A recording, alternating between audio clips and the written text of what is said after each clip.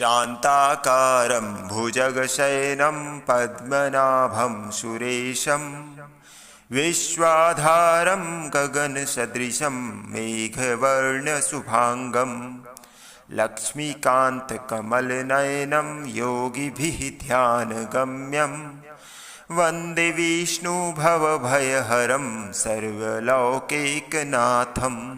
प्रिय भक्तों, भाद्रपद मास की शुक्ल पक्ष की एकादशी तिथि को परिवर्तनीय एकादशी कहते हैं। इस दिन भगवान विष्णु के वामन अवतार की पूजा करते हैं। धार्मिक मान्यता के अनुसार आज भगवान विष्णु करवट बदलते हैं, इसीलिए इसे परिवर्तनीय एकादशी कहा जाता है। इसे वामन एकादशी, पार्श्व एकादशी या जयंती एकादशी भी कहा जाता है। मान्यता है कि परिवर्तनीय एकादशी व्रत रखकर भगवान विष्णु की पूजा करें और इस दौरान यह व्रत कथा पढ़ें तो भक्त को सभी पापों से मुक्ति मिलती है और उसे 1000 अश्वमेघ यज्ञ का फल प्राप्त होता है। प्रिय भक्तों, वर्ष 2024 के लिए परिवर्तनीय एकादशी व्रत एवं उसके पारण का शुभ मुहूर्त इस प्रकार है। प्रिय भक्तों, दृक पंचांग के अनुसार भाद्रपद माह के शुक्ल पक्ष की एकादशी तिथि का आरंभ 13 सितंबर को रात 10:40 पर होगा और अगले दिन 14 सितंबर 2024 को रात 8:41 पर समाप्त होगा। ऐसे में उदया तिथि के अनुसार 14 सितंबर 2024 को परिवर्तनीय एकादशी का व्रत रखा जाएगा। एकादशी व्रत का पारण अगले दिन यानी द्वादशी में किया जाता है। 15 सितंबर को परिवर्तनीय एकादशी व्रत का पारण सुबह 6:06 से लेकर 8:34 तक कर सकते हैं। प्रिय भक्तों, परिवर्तनीय एकादशी व्रत की पूजा विधि इस प्रकार है। परिवर्तनीय एकादशी के दिन सुबह जल्दी उठें और दिन की शुरुआत विष्णु जी के ध्यान से करें। इसके बाद स्नान कर पीले वस्त्र धारण करें, मंदिर की सफाई करें, सच्चे मन से व्रत का संकल्प लें। इसके बाद चौकी पर पीला कपड़ा बिछाकर भगवान विष्णु और मां लक्ष्मी की मूर्ति को स्थापित करें। अब फूल माला अर्पित करें, घी का दीपक जलाएं और विधि पूर्वक आरती करें। प्रभु के मंत्रों का जप भी करना चाहिए। विष्णु चालीसा और व्रत कथा का पाठ करें। प्रभु को पंचामृत, फल, तुलसी दल आदि चीजों का भोग लगाएं। व्रत का पारण द्वादशी तिथि में करें। प्रिय भक्तों, परिवर्तनीय एकादशी व्रत कथा इस प्रकार है। युधिष्ठिर कहते हैं कि हे भगवान, भाद्रपद शुक्ल एकादशी का क्या नाम है, इसकी विधि तथा इसका महात्म्य कृपा करके कहिए।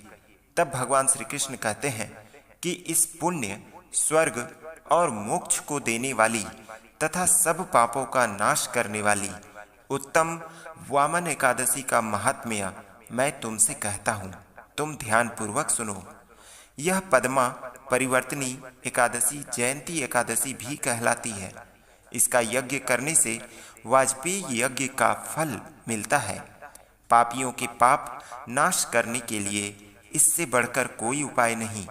जो मनुष्य इस एकादशी के दिन मेरी अर्थात वामन रूप की पूजा करता है, उससे तीनों लोक पूज्य होते हैं। अतः मोक्ष की इच्छा करने वाले मनुष्य इस व्रत को अवश्य करें। जो कमल नयन भगवान का कमल से पूजन करते हैं वे अवश्य भगवान के समीप जाते हैं। जिसने भाद्रपद शुक्ल एकादशी को व्रत और पूजन किया, उसने ब्रह्मा विष्णु सहित तीनों लोकों का पूजन कर लिया। अतः हरिवासर अर्थात एकादशी का व्रत अवश्य करना चाहिए।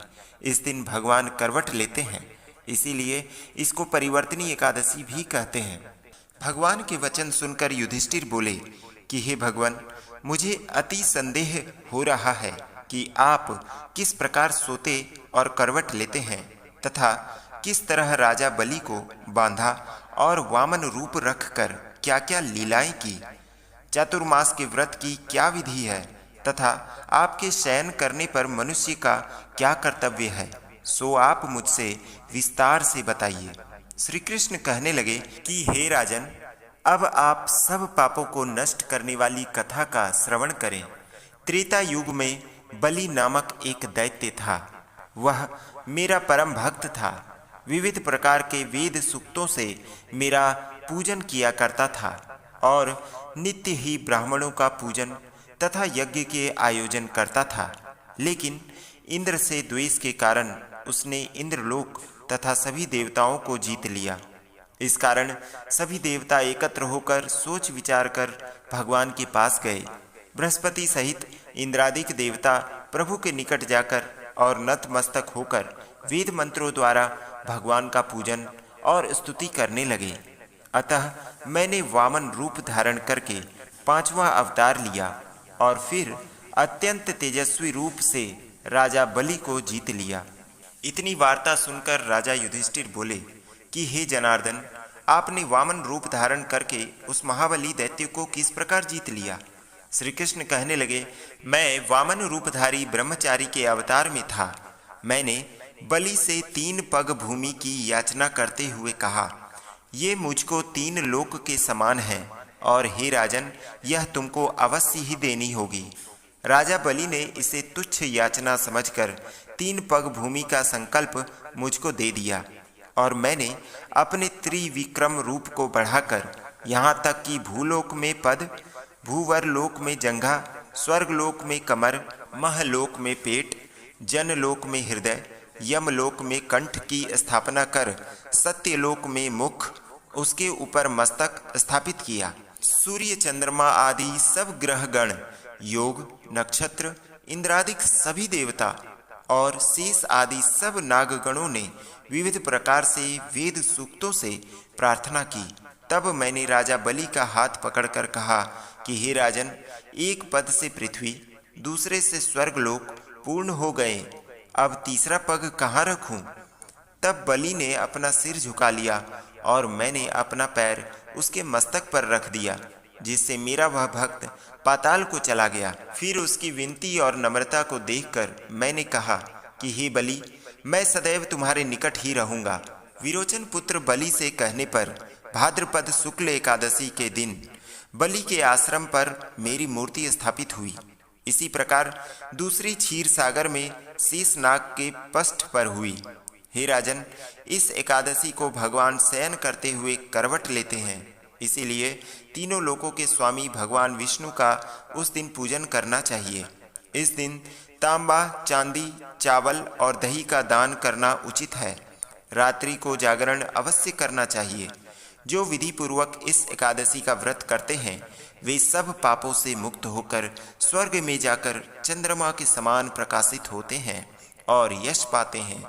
जो पापनाशक इस कथा को पढ़ते या सुनते उनको 1000 अश्वमेघ यज्ञ का फल प्राप्त होता है। प्रिय भक्तों, परिवर्तनी एकादशी व्रत कथा यहीं पर समाप्त हुई।